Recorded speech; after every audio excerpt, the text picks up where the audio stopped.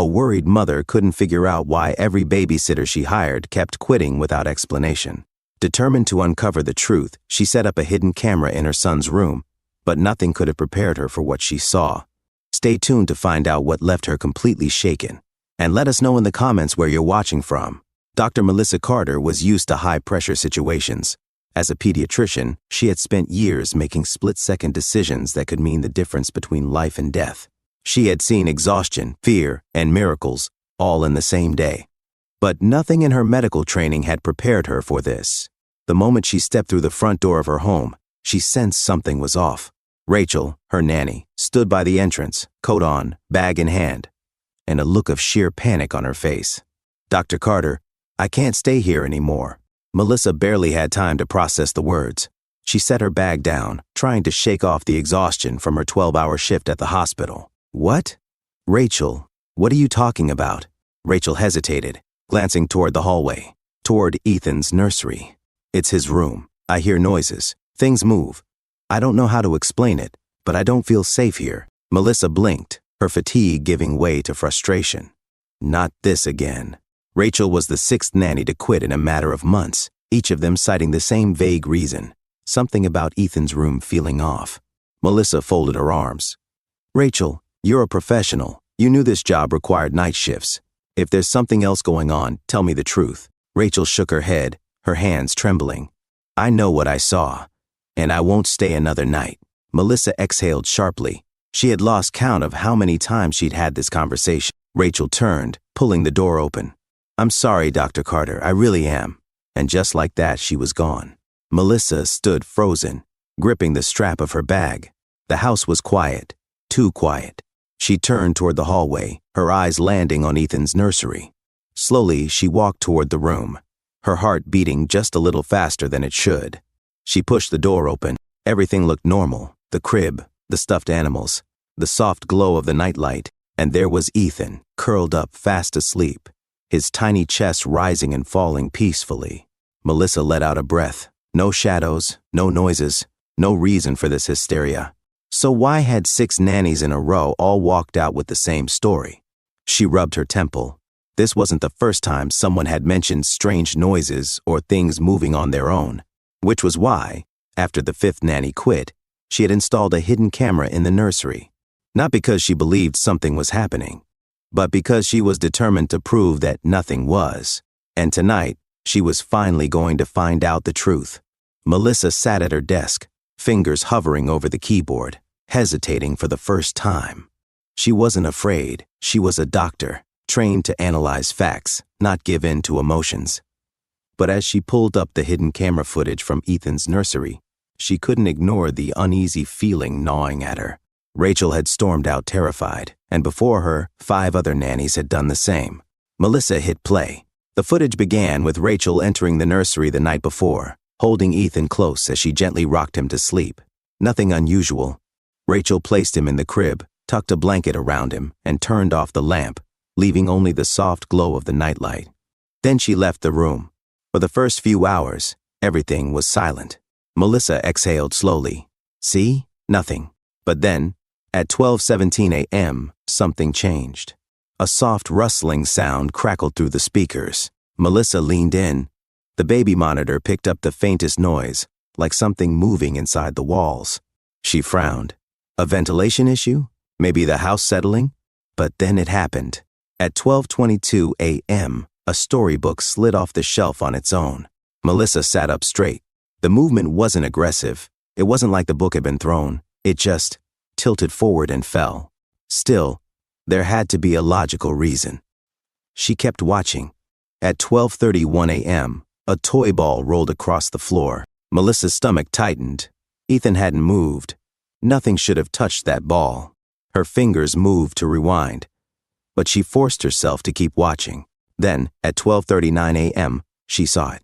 A shadow darted across the lower corner of the screen. It was small, fast, barely there. Melissa froze.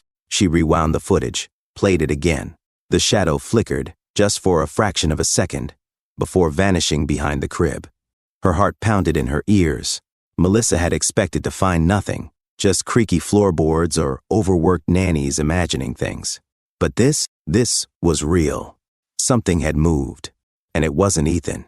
She had to find out, so she rushed towards the nursery. Melissa had seen a lot in her career. She had saved newborns on the brink of death, comforted grieving parents, and pushed through exhaustion that would break most people.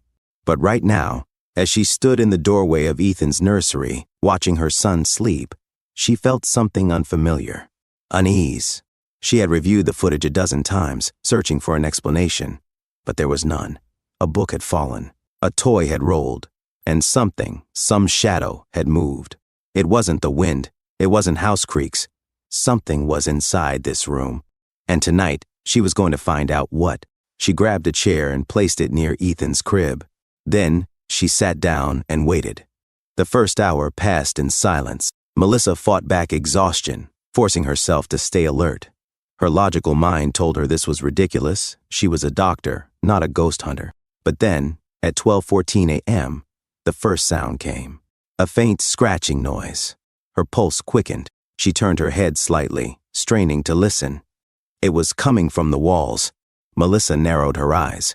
Maybe a plumbing issue or a ventilation problem? Then, thump. A book slid off the shelf and hit the floor. Melissa's body tensed. She knew this part. She had watched it happen on camera. But watching it in real time? It was different. It was real. Her grip tightened around the armrests.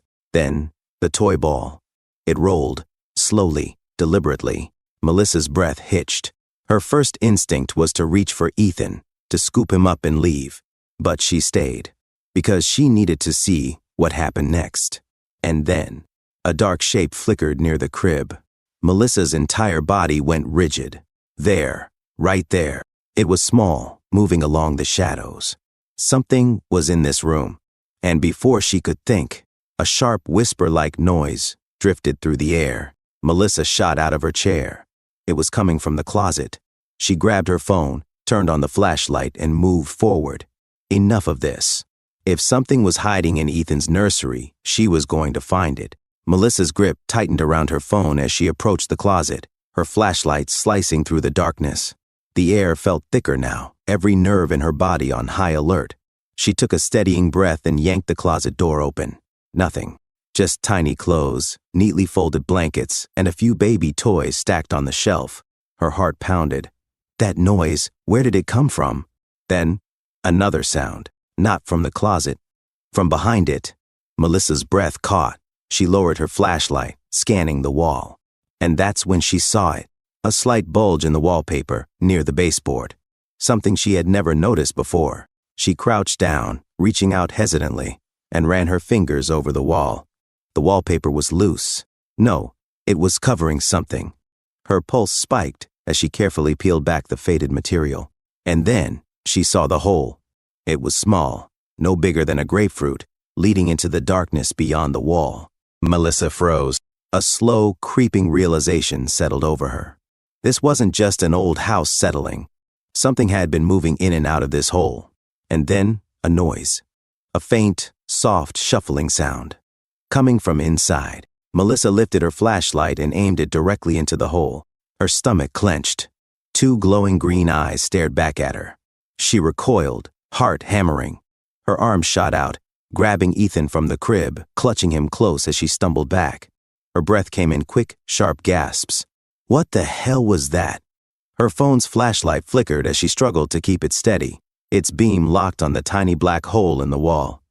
The eyes blinked. Then, before she could process what was happening, a blur of black fur shot out. Melissa let out a strangled gasp, heart slamming against her ribs as the thing darted past her. She spun, her flashlight catching it mid-movement. A small, scruffy black cat. The animal skidded across the floor, then bolted onto a shelf, knocking over a book. Melissa's chest rose and fell rapidly, Ethan stirring against her shoulder. She stared at the cat, disbelief flooding her veins. The noises, the moving objects, the shifting shadows. It had all been. This tiny, malnourished stray cat had somehow found its way into the walls of her home, sneaking in and out of the nursery at night, knocking things over, creating just enough noise to send every nanny running in terror. Melissa let out a breathless, almost hysterical laugh. Weeks of tension, nannies quitting, her own fear creeping in. and the culprit was a damn cat. She pressed a kiss to Ethan's forehead and let out a breathless laugh. "You scared Mommy half to death, little guy," she murmured. "But I think we just solved the mystery all this time." And the terrifying mystery was just a stray cat looking for warmth. Melissa's heart was still pounding, but she knew what had to be done. She gently placed Ethan back in his crib, rubbing his back until his breathing steadied. He had slept through everything. Turning back toward the hole in the wall, she shined her flashlight inside. Her stomach tightened. It wasn't just a hole. It was a passage. The narrow space stretched deeper inside the wall, leading somewhere unseen. Then, she saw it, a faint sliver of light at the far end. The attic. That's how it had been getting in. She turned back toward the bookshelf. The cat sat there, its yellow-green eyes watching her. "All right, buddy," she muttered. "You're leaving tonight." She grabbed a small towel from Ethan's changing table and stepped forward. But the second she moved, the cat bolted. It leapt from the shelf, sprinted across the room, and vanished back into the hole. Melissa gritted her teeth. She wasn't waiting until morning to fix this. Pulling out her phone, she scrolled to her contractor's number and hit call. After 2 rings, a groggy voice answered. "Dr. Carter, everything okay?" Melissa kept her eyes on the hole. "No, I need you at my house first thing in the morning. There's a cat living inside my walls, and I need it out." Melissa barely slept. Every creak of the house made her tense, but morning arrived without incident. At 8 a.m. sharp, a truck pulled into her driveway. Eric, the contractor, stepped out, looking half awake. By afternoon, the nursery was sealed. No more hidden openings, no more unexpected visitors. Melissa stared at the smooth, repaired wall. Ethan babbling in his crib. She let out a small laugh. All this fear, all these sleepless nights, and it had all been over a stray cat. She kissed Ethan's forehead. "No more late-night guests, buddy." Melissa had spent weeks questioning everything, letting doubt creep in where logic once ruled. But in the end, the answer had been simple all along. Fear has a way of making the ordinary seem impossible. What about you? Have you ever experienced something that seemed terrifying at first, only to realize later that it had a simple explanation?